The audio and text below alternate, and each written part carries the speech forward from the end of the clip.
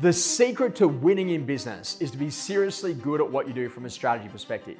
And one of my favorite exercises to do is to think about your strengths. Now, what are the things that you are seriously good at? And you know, because inherently you are so in that zone that every single time you do it, you just nail it every time.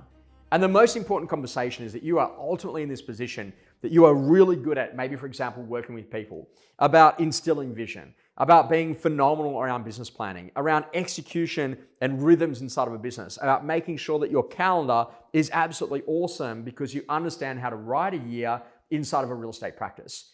Now, if you think about leveraging those strengths, what can you do to actually make those strengths help the business to perform at an even greater level?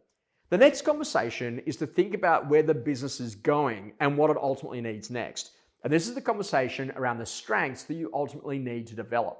Now, that developing of those strengths might be about the conversation that you forecast that the market conditions are going to get more rocky, so you've got to get really good at buyer work. You've got to be phenomenal around what you're doing to reduce prices, and you've got to be amazing at campaign management. And this is actually thinking about the new tools that you're going to need to build for your team so they can go to perform at their absolute best. From things like a price reduction checklist, right the way through to a menu of ways that we can go to work better quality buyers once you've actually got that price change.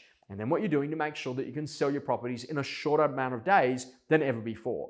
The skill set of what great business leaders do is they get people to really think about what their strengths are and they leverage those strengths so that ultimately they can then go and build other people around them to allow that team to go to perform at its absolute best.